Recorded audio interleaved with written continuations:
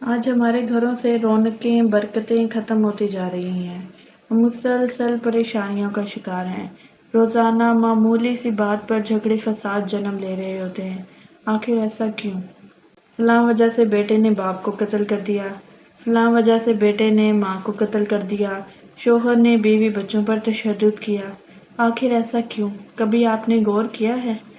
اگر ان سب باتوں پر گہرائی میں جا کر غور کیا جائے تو سوچ کا معیار صرف اس مرکز پر اکٹھا ہوتا ہے کہ یہ سب دین سے دوری کی وجہ سے ہے۔ آج ہمارے گھر دین سے خالی ہو گئے ہیں۔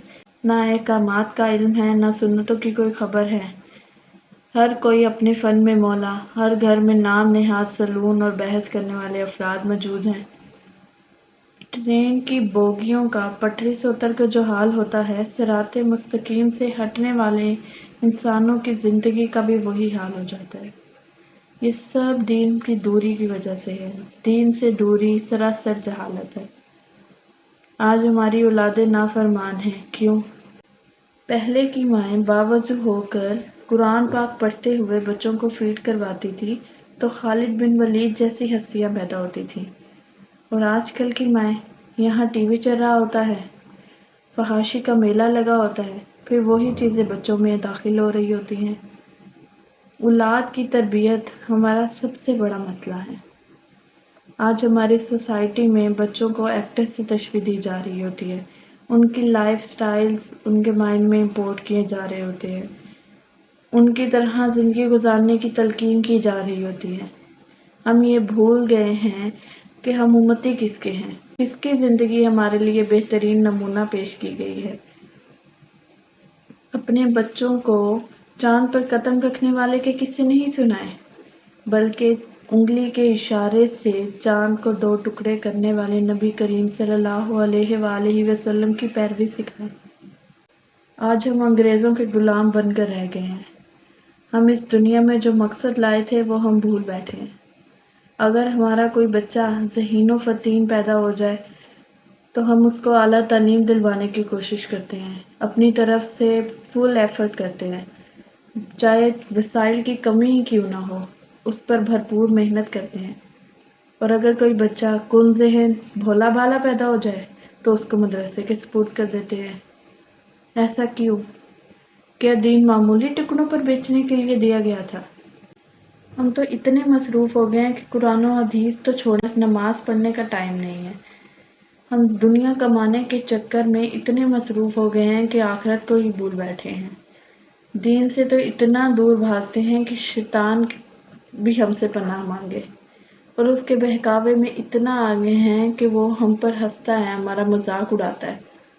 مت رسوا کیجیے خود کو، دین کی طرف لوٹ آئیں، اپنی آخرت سنواریں، اپنے آپ کی اصلاح کیجیے۔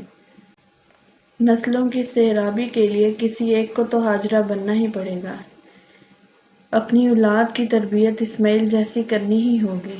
کسی ایک کو تو حضرت ابراہیم علیہ السلام جیسا ہجر برداشت کرنا ہی ہوگا۔ یہ مشکلات، یہ پریشانیاں، یہ سب معمولی سی بات ہے۔ دین میں تو سراسر آسانی ہے۔ مشکل تو ہماری سوچ ہے، اس کو بدلنا ہوگا۔ نیک بیوی دنیا کا بہترین اثاثہ ہے۔ اپنے لیے اس کا انتخاب کرے جو آپ کو اللہ سے قریب کر دے، آپ کی نسلوں کو سنوار دے، ان کی تربیت دین کے مطابق کرے۔ اپنی اولاد کے لیے سہولت زندگی سے زیادہ ان کی تربیت کی فکر کریں۔ پرندے اپنے بچوں کو پرواز سکھاتے ہیں، گھونسلے بنا کر نہیں دیتے۔ آپ اپنے بچوں کو دنیا جہان کے خزانے ہی کیوں نہ لا کے دے دیں، لیکن قیامت کے دن وہ آپ سے دور بھاگیں گے۔ اور اگر آپ ان کو دین کی تعلیم دیں گے، قرآن و حدیث سکھائیں گے، تو قیامت کے دن وہ آپ کو ڈھونڈ کر وقار کا تاج پہنائیں گے۔ یاد رکھیں، جس زمین پر بارش نہیں ہوتی وہاں کی فصلیں تباہ ہو جاتی ہیں، جس گھر میں دین نہیں ہوتا وہاں کی نسلیں تباہ ہو جاتی ہیں۔ جب تک گھروں میں دین نہیں آئے گا، سکون لانا ناممکن ہے۔ جب آپ کی زندگی سے سکون ختم ہونا شروع ہو جائے تو سوچیں کہ آپ کا اللہ تعالیٰ سے کتنا تعلق ہے۔ اللہ تعالیٰ کو کسی کی قربت کی ضرورت نہیں ہوتی، لیکن اللہ کی قربت بندے کو بہت پرسکون کر دیتی ہے۔ عیش و عشرت میں تو کفار بھی ہیں، مسلمان بھی ہیں، لیکن جا کر دیکھیں ٹینشن ہی ٹینشن ہے۔ پرسکون سے وہی گھرانے ہیں جن میں اللہ تعالیٰ کا دین پڑھا جاتا ہے، اللہ تعالیٰ کا نام لیا جاتا ہے۔ اور اللہ تعالیٰ نے قرآن پاک میں خود فرمایا ہے، الا بذکر اللہ تطمئن القلوب، خبردار اللہ کا ذکر ہی دلوں کو اطمینان اور سکون بخشتا ہے۔ اگر آپ چاہتے ہیں کہ آپ کی زندگیاں پرسکون ہو جائیں تو آپ کو دین سے جڑنا ہوگا۔ فیصلہ آپ کا ہے کہ آپ کو اس دنیا کی آسائشیں چاہیے جو صرف وقتی ہیں، یا پھر دنیا اور آخرت دونوں کا سکون چاہیے۔